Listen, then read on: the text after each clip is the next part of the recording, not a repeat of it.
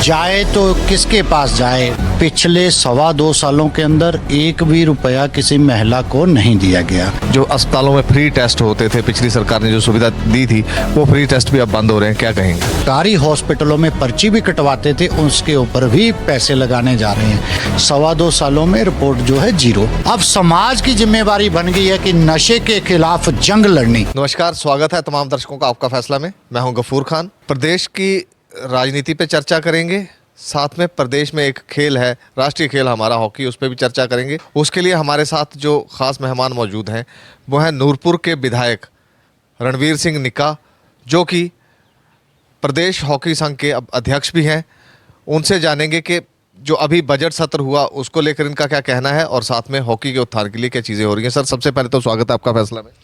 धन्यवाद गफूर खान जी, आज आए हैं, स्वागत है आपका। और मैं धन्यवाद भी करता हूं कि समय समय पर आप लोगों की आवाज़ हमारे तक और हमारी आवाज़ लोगों तक पहुंचाते हैं।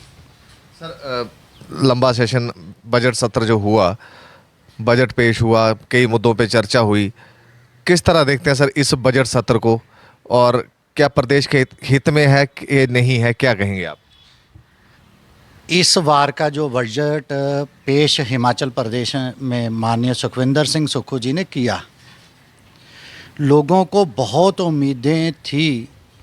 जो वायदा कांग्रेस के लोगों ने हिमाचल प्रदेश के युवाओं के साथ, महिलाओं के साथ, किसानों के साथ किया, उसके ऊपर इस बजट में कुछ खास होगा, मगर ऐसा नहीं हुआ।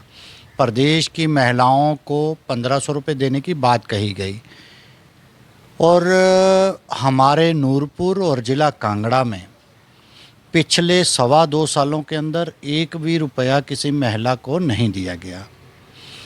पहले बोलते थे कि प्रत्येक महिला को 1500, अब उन्होंने क्राइटेरिया फिक्स कर दिया कि इस क्राइटेरिया के अंदर जो आएगी महिला उसको 1500 देना। 2.25 सालों में रिपोर्ट जो है जीरो।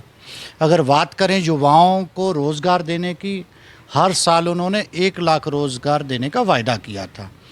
धरातल पर 2.25 सालों में जीरो रिपोर्ट है, और प्रदेश का युवा है जो खफा है। बात करें किसानों की, उन्होंने 100 रुपये लीटर दूध खरीदने की बात कही थी, आज दिन तक किसानों का 100 रुपये लीटर दूध नहीं खरीदा गया। गोबर खरीदने की बात कही गई, अनेकों वायदे उन्होंने हिमाचल प्रदेश के लोगों के साथ किए, मगर 2.25 सालों में जो रिज़ल्ट है वो जीरो का जीरो है। रही प्रदेश की सड़कों की बात, हमारे विक्रमादित्य जी हैं, PWD मिनिस्टर हैं, उनका बजट भी कम कर दिया गया। अगर बात करें हम हिम केयर की, उसके लिए भी कोई बजट नहीं रखा गया। सहारा योजना की बात करें तो उसके लिए भी कोई बजट नहीं रखा गया।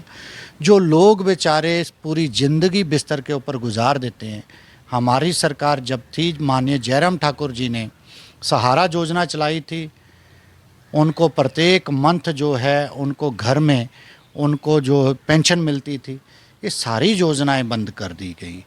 आज लोगों ने उपचार कराना हो तो हिम केयर योजना के माध्यम से कोई लोगों का इलाज नहीं होता। इसमें कई थे ऐसे रोग थे जिसको इसमें सम्मिलित किया गया था, चाहे किसी को स्टंट पड़ना हो, हृदय रोग से ग्रसित हो, चाहे किडनी पेशेंट हो, तो ऐसी गंभीर बीमारियां जब इंसान को लग जाती थी, कैंसर जैसी बीमारी, तो उसका प्रावधान इसमें किया गया था। ये सारी योजनाएं बंद करके प्रदेश के लोगों को ठगा है, और लोग इंतज़ार में है कि कब भाजपा की सरकार आए और इन योजनाओं का लाभ हमें मिले। स्वास्थ्य से ही जुड़ा मुद्दा है कि अभी हाल ही में एक खबर सामने आई कि जो अस्पतालों में फ्री टेस्ट होते थे, पिछली सरकार ने जो सुविधा दी थी, वो फ्री टेस्ट भी अब बंद हो रहे हैं, क्या कहेंगे? प्रदेश में कांग्रेस की सरकार द्वारा हिमाचल प्रदेश के लोगों को गिफ्ट दिया जा रहा है, नया गिफ्ट। नए बजट में, नए साल में नया गिफ्ट दिया जा रहा है कि जो सरकारी हॉस्पिटलों में पर्ची भी कटवाते थे उसके ऊपर भी पैसे लगाने जा रहे हैं। टेस्ट जो होते थे उसके ऊपर भी पैसे लगाने जा रहे हैं।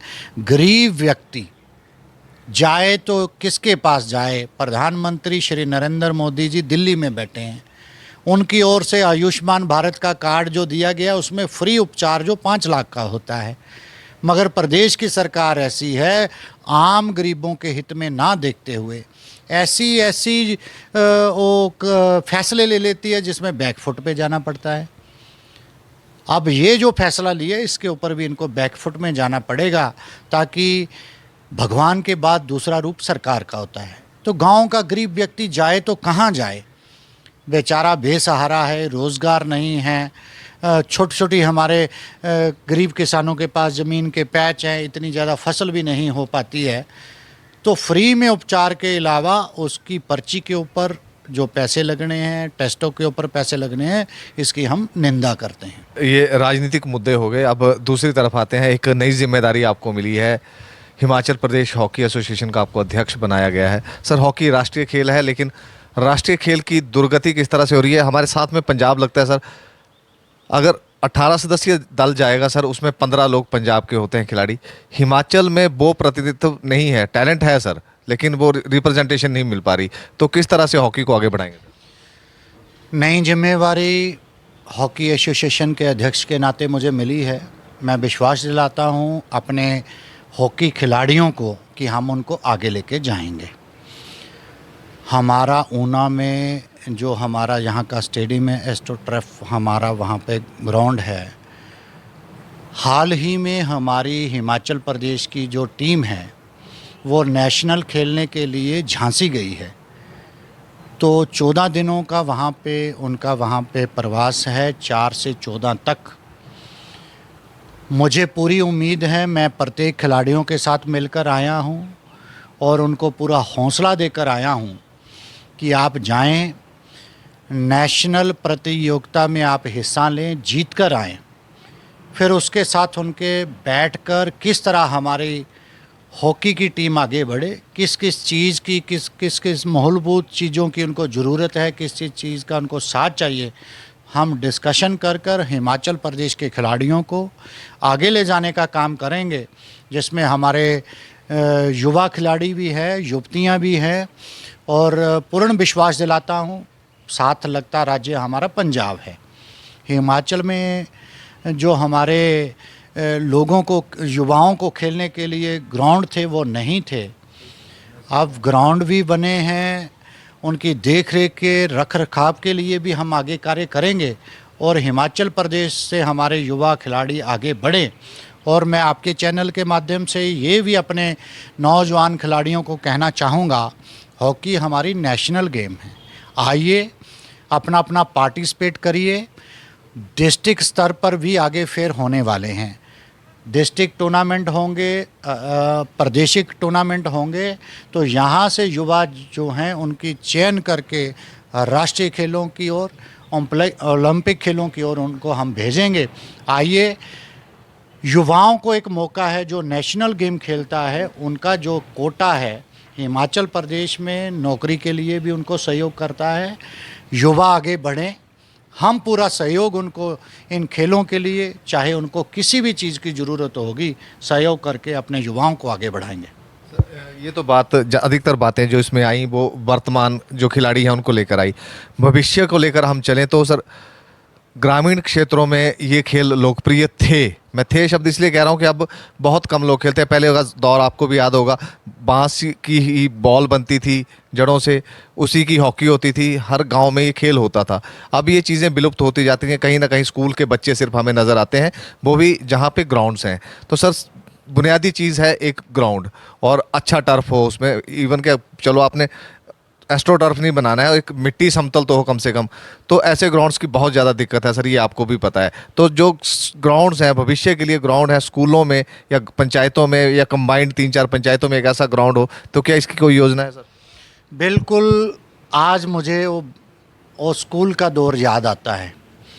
बरंडा स्कूल में पढ़ा करते थे हम, और जब छुट्टी होनी तो रास्ते में हमने बांस की हक्की ज़रूर हमने भी यूज़ की है और जड़ की हमने बॉल बनाई है।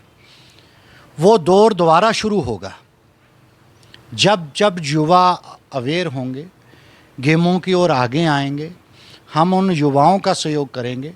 अब नई जिम्मेवारी मुझे मिली है तो ऐसे ग्राउंड हम बनाएंगे।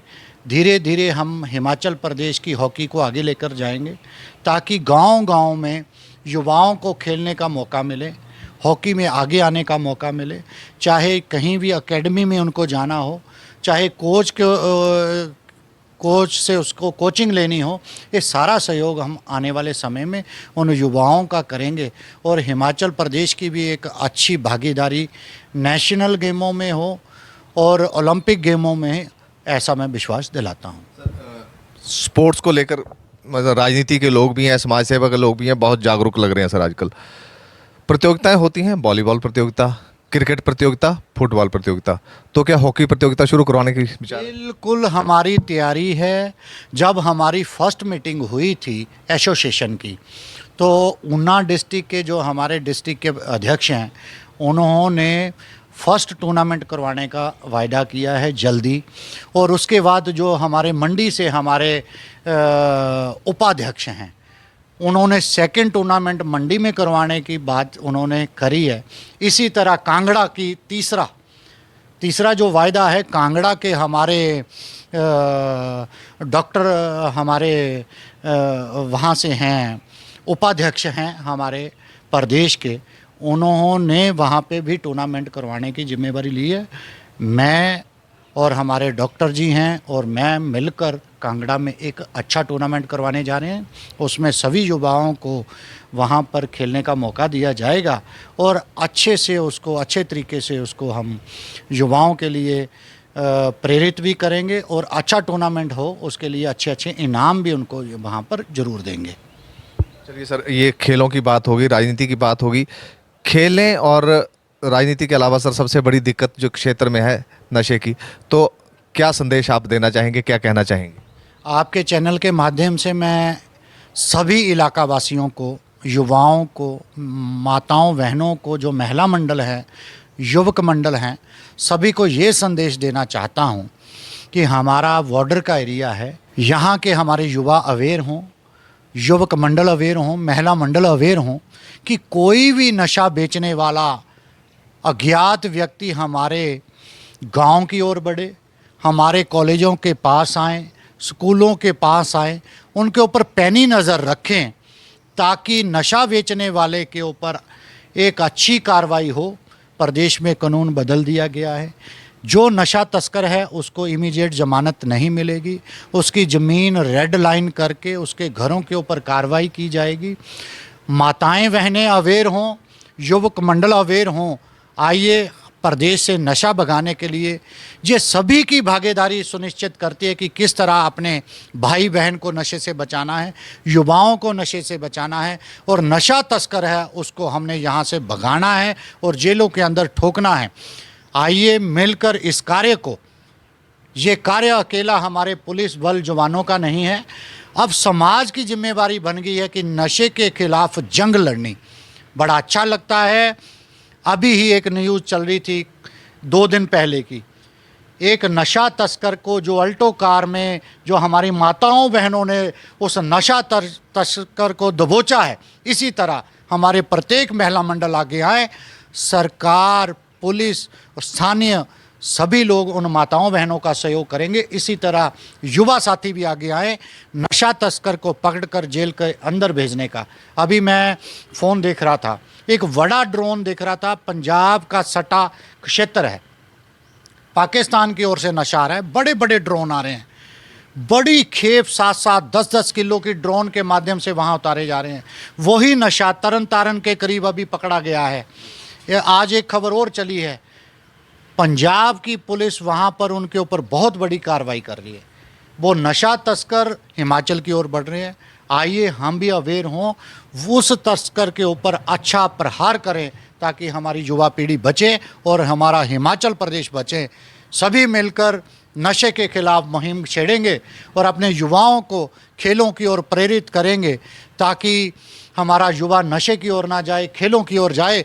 हाल ही में पिछले कल हमारा बैडमिंटन का टूर्नामेंट जो आरंभ है नूरपुर में हुआ, उसका शुभारंभ मैंने किया है। 3 दिवसीय टूर्नामेंट वहाँ पर होने जा रहा है। आइए सभी युवा मिलकर अपनी सेहत के लिए, अपने माता पिता का नाम रोशन करने के लिए, अपनी पंचायत का नाम रोशन करने के लिए खेलों की ओर बढ़ावा दें और नशे से दूर रहें। शुक्रिया सर हमसे। तो ये थे हमारे साथ नूरपुर के विधायक रणवीर सिंह निक्का। राजनीतिक जो चर्चा हुई उसमें यही बात सामने आई कि कांग्रेस ने लोगों को ठगा है, अपने वादों पे कांग्रेस अभी खरी नहीं उतर पाई है। वहीं हॉकी की कमान इनको मिली है प्रदेश की, तो इनका ये कहना है कि हॉकी के दिन सुधरेंगे, जो पुराने दिन है, पुराना दौर है, वो वापस आएगा। बच्चों के हाथ में एक बार फिर से हॉकी देखना जो है वो ये भी चाहेंगे। नशे के खिलाफ जो इन्होंने अपील की है वो हम भी आपसे दोहराएंगे कि नशा तस्करों से सावधान रहिए, अपने बच्चों को बचाइए। ये जंगल की आग है, नहीं तो एक न एक दिन सबके घरों तक पहुंचेंगी। खबरें और भी हैं, देखते रहिए आपका फैसला टीवी, पढ़ते रहिए आपका फैसला समाचार पत्र, और कमेंट के माध्यम से अपनी प्रतिक्रिया हमें ज़रूर दें। पेज को लाइक करें, फॉलो करें। आपके जो कमेंट्स हैं वो हमें सहायता करते हैं कि भविष्य में हम किस तरह से संवाद करें। अगर आपके कोई प्रश्न भी हैं, चाहे हॉकी अध्यक्ष के नाते या फिर विधायक के नाते इनसे हैं, तो वो भी हमें लिखें ताकि अगले कार्यक्रम में हम वो भी इनसे मुद्दे उठा सकें।